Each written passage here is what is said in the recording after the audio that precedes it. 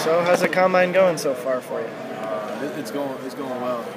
It's great. I'm loving it. The interviews are going really well. The tests went well today. I'm just having fun and just enjoying the process as a whole. How many teams have you interviewed? I'd say around nine different teams. The Pistons been one of them? No, they have not. Anything on your schedule? I believe they are tomorrow. I believe so. Talk to the Knicks at all, Donovan? I have not. They aren't on the list for interviews today or tomorrow. Which teams have you spoken to?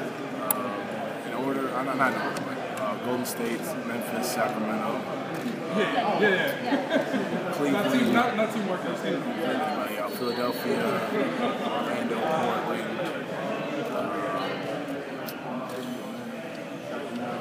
I'm missing a few of them. Where you're hearing you'll go in the lottery, kind of mid to late lottery? I've heard everything from mid first round to even late first round. I'm just focused on going out there and just trying to improve my stock as much as possible. Don't worry about that when the time comes. When teams ask you, like, how will you be able to come in and help us? What's your answer? I'm able to defend.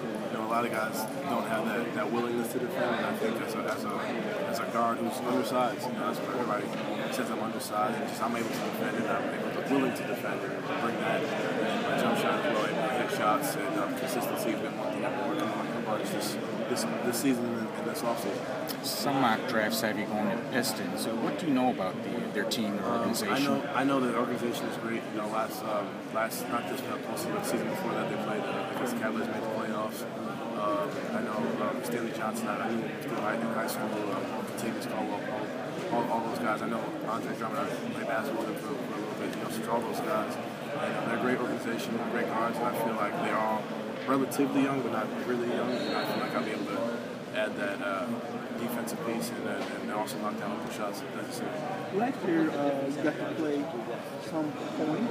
If I'm looking for the 2-point, what are you looking at whatever you need. I feel like a lot of people say I'm gonna play point if I do get drafted, but I just want to go out there and just provide any combo guard that needs. I'll be able to play on the wing, hit shots, penetrate, find the open guy, but also come off ball screens and run the offense as coach on the floor as the point guard. A lot of, unless you're like a top 3, 4, 5 pick, there's an increasing possibility that you're going to spend some time in the D League. More teams running their own D League teams and making greater use of it. Are you okay with spending some time? I'm just willing to work. That's the one thing I've always been pride myself on. Just willing to work and get better, whether it's the D League. And a lot of guys look at it as a demotion. It's not. It's just a chance for you to get more rep minutes that you aren't going to get because you got real role players. Your first year in the league, you got lots to learn. I'll be definitely willing to go to the D League and work on my game if I have to. Golden State, Sacramento, Memphis, Orlando, Portland, Cleveland, OKC. That's it. I'm missing one or two. Not tomorrow. I don't have them on the season. Any workouts? Not next week. I have a workout that's coming soon, but not next week. Donovan, was there anything unique about your visit to Portland? Any of the questions they asked or anything? No, they were just it was one person. She was really good, really trying to get to know me as a person, and I have stories to tell. I have stories for days and how I got to where I am now. So it was a great conversation I had with her, and it just went really well. What's one of the stories you told? The fact that I was a baseball player growing up, and I saw myself in this spot, but for baseball. That people don't know that about me. What positions did you play? Pitcher and shortstop. No kid. Do you consider yourself from Elmsford or from Greenwich? Or I would say from Greenwich because I've spent most of my time there. People from New York wouldn't like to hear that, but I spent the majority of my time there, and if not, I'm in New York City playing basketball when I was younger, so I'd definitely say I'm from New York, but I live in Greenwich. Do you feel like between you, Raleigh, Hamidou, there's a few New York area guys? Yeah. Does that show that kind of New York's coming back a little bit? I think so. A lot of us just, people will say New York is kind of taking a little bit of a hit on decline, but New York, there are a lot of great New York guards, and we got another one coming up, Isaiah Washington, who's a good friend of mine, but definitely coming. Were you born in New York? Yes, sir. In Elmsford?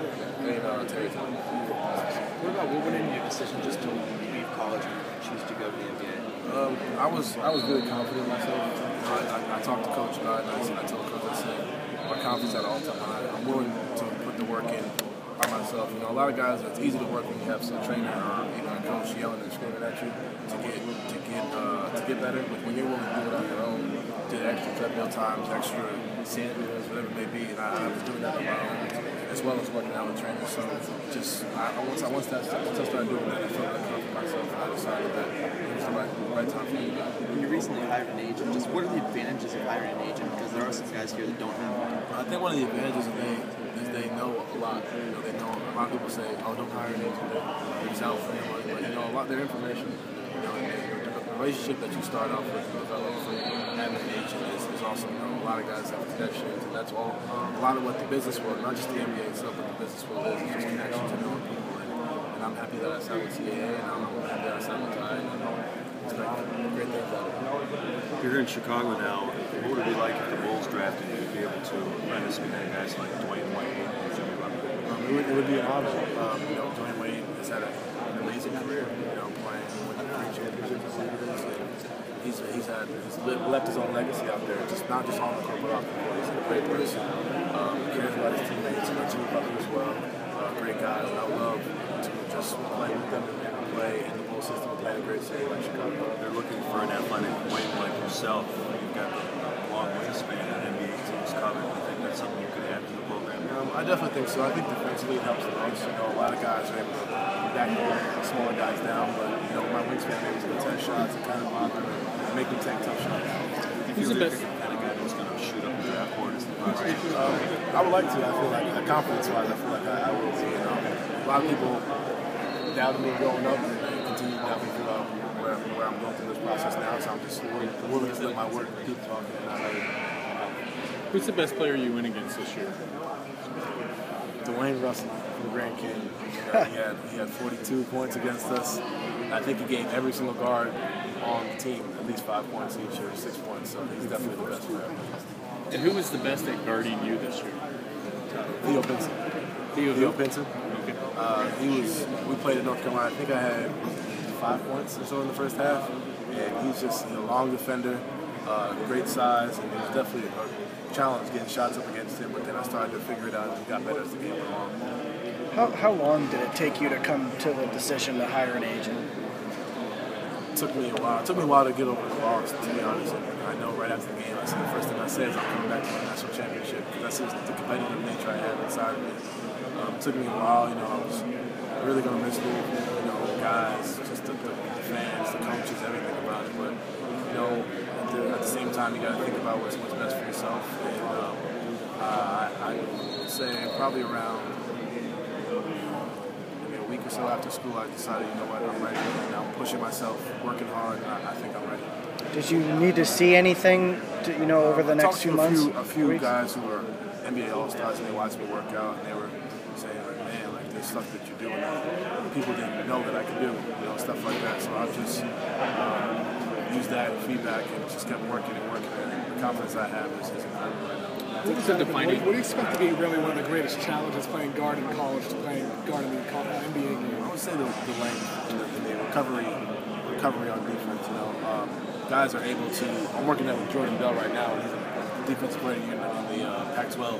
And the first workout, he was blocking every shot I took. Because he's a 6'8" defender, long, and recovers very quickly. So everybody in the NBA is just like this. So being able to play against that, working on not just getting to the rim every time, because you have 7-footers with 7'7" wingspans in the paint. So it's working on floaters and getting to the paint and be able to dish them. One thing I find in common with talking about other guards that are established in the NBA, they say like receiving early playing time really helped them, get through the bumps. Do you feel like that would be helpful for you, whereas compared to sitting back? I definitely think it will, but even so, that's where the D League component comes in. People don't understand there are a lot of great athletes and great defenders in the D League and great players, and I'm just willing to work until I get to where I need to be. What was a defining moment in your life? Defining moment. Wow. I told my sister. I said a lot of her friends have nice cars and nice this, nice that. So I told her, I said, the first thing I'm getting, I don't care what it is, the first thing I'm getting is the nicest purse you want, the nicest dress you want, and work on the car in a few years. But definitely just getting something for my sister. And the smile she had on her face that day might have been a biggest smile I've ever seen on her face, and I love her to death. And the fact that she was able to give me a hug, and every time she sees me, I would say that would be the most defining moment, that text, and seeing her face there. Like how long ago was that? Probably about a week ago. Oh, really? Donovan, is Charlotte one of the teams that's reached out to you, work out? Or They have. They're not this week. They've talked to my agent about working me out. Your dad went to school there, played baseball at UNCC. What do you think would you like to kind of the symbolism of going back to Charlotte? How you would fit in with the Hornets? I feel, Kemba's a New York guard, and they need them there. I feel like they need that one guard who comes off the bench and is able to knock down shots and also back up Kemba. And I feel like I can create that role and play defense to get on the floor well. In fact, my dad played this shot, pretty cool as well. But I just really want to find a team that is a perfect fit for me, and I'm a perfect fit for them. You mentioned several times already. You talked about defense. Everybody wants to talk about 5 outs, play the floor, shoot 3 and stuff. But I guess can sometimes we overlook the importance of being able to stop today's game, the way it's evolved, everything from 3-point shot, being able to stop those attacks. Yeah, it's definitely tough. Compared to college, at Louisville, if you get beat, there's rotations. I mean, it's the same thing in the NBA, but it's a lot more spaced out, which allows guys like Westbrook and Eric Bledsoe and all these explosive guards to get to them and finish like the way they do. But you just got to keep your guy in front of you. I think having that wingspan and being the defensive-minded person that I am will definitely help because in Louisville, you don't step on the floor unless you play defense. I think having that in your head and just mentally focusing on playing defense will definitely help become my recruiter.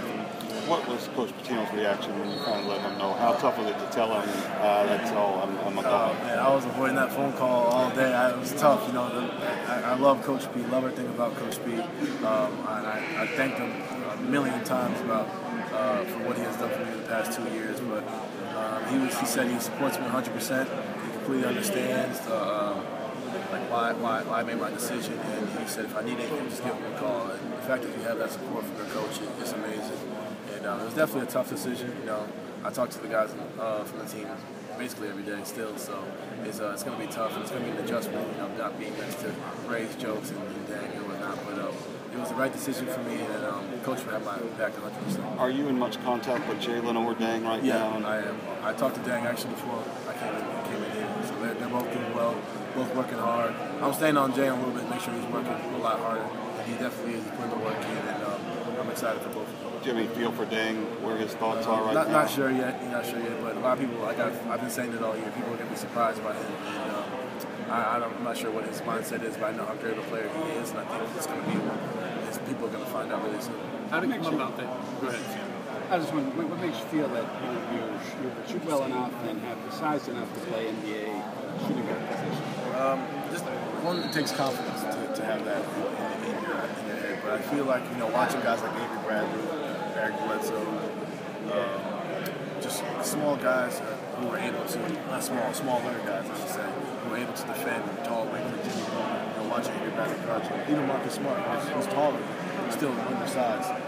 Just guys who were able to defend big guys like Jimmy Butler and Klay Thompson, guys who defend big 6'6" wings, and to see the success they have, I feel like if I put my mental approach to the defense the way they do, which I will 100%, I think that'll lead me to playing a lot. You feel it's your athletic component that can offset it? Yes, sir.